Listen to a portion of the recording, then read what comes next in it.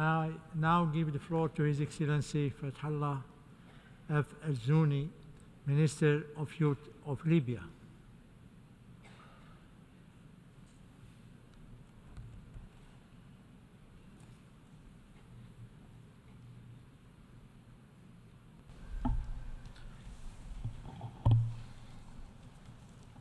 السيد الرئيس السيدات والسادة.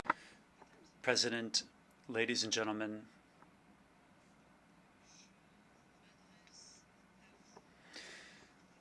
I am speaking to you on behalf of the President of the Council, on behalf of the Presidency of Libya, Mr. Mohammed al-Hanfi, who was unable to attend. This is due to the disaster that Libya is currently undergoing. In the name of God, the compassionate, the merciful. Excellencies, Your Excellency Dennis Francis, President of the General Assembly, ladies and gentlemen, I wish to begin by expressing my condolences to the people of Libya. I wish to do so personally. I convey my full sympathy and my deepest condolences to the families of the victims of the flooding and torrential rains in the region of Jabal Akbar, especially in the villages, in the towns of Derna, Baida, and Susa. I also wish to convey my condolences to the people of Morocco and to His Majesty the King and to the government of Morocco following the earthquake in several Moroccan cities. I ask God to speed the recovery of the injured, God who is omnipotent. Ladies and gentlemen, I am speaking to you, conveying the voice of Libya. Libya, which is in the throes of a disastrous tragedy. I'm speaking on behalf of the Libyan people with heavy hearts, weighed down with sadness. And on the 10th of September, the Libyans and the entire world saw a terrible spectacle. This was a disaster that hit the city of Derna, and it struck us, especially after the tragedy that befell the villages in the east of the country. This is a tragedy that claimed thousands of lives in this city, in this region. People are still missing or dead. The costs will run into the millions, and the torrential rains carried away a quarter of the city.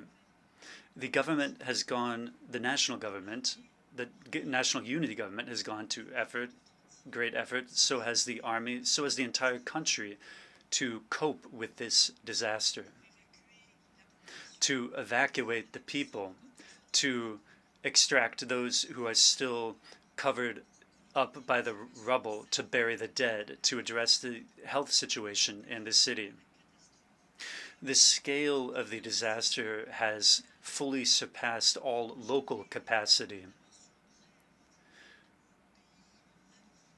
I want to briefly address the kindred countries and the friendly countries that have provided their assistance. I wish to convey my gratitude to those countries who have sent us rescue teams, who have provided us with medical and logistical assistance. I therefore thank everyone who responded to our call among the kindred and friendly countries. I thank all of the heads of state, those that conveyed their condolences to us. Speaking from this high rostrum, I call upon the world to live up to its responsibility to Libya in order to help cope with the aftermath of this disaster. In particular, to take the necessary health measures to protect the survivors in the city of Derna and the adjoining cities in order to avert a health disasters that experts are warning about.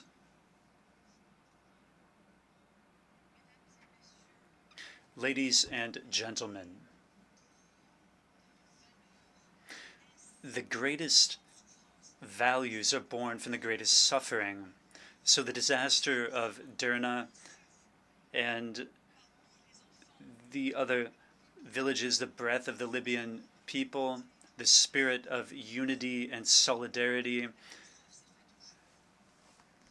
This is all coming into play. Since the tragedy, the Libyan people from the far south to the far north set aside their political divisions and set aside the civil war in order to be reborn, in order to transcend the wounds of the past, and in order to set course toward the future,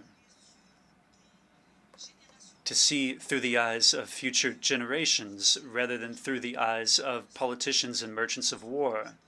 This doubtless is the lesson that we need to pass on to our children to avoid repeating the errors of that generation. The souls of the people of Derna are turning their eyes, are turning toward reconciliation, the unification of the city. Ladies and gentlemen, our people has set an example through its solidarity and its unity, through its national cohesion, through its responsibility. These voices must be heard.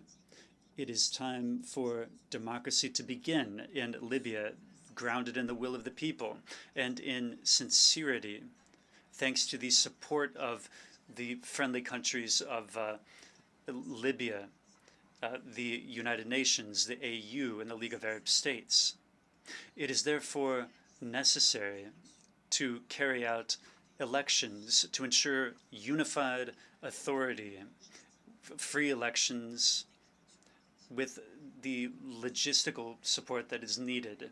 In conclusion, Libya doesn't need any more weapons so we can kill each other. All of the hotbeds of tension, all of the sites of conflict that were spurred on by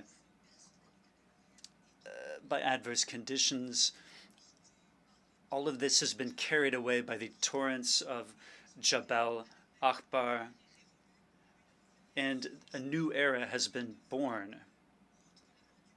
The only thing that is needed is the voice of the people, only the best interests of the fatherland. And there is no place for the corrupt and for the merchants of war. To Allah belongs the command ever before and ever after. I thank you. I thank the Minister of Youth of Libya. We have heard the last speaker in the general debate for this meeting. We will continue the general debate tomorrow at 9 a.m. in this hall. The meeting is adjourned.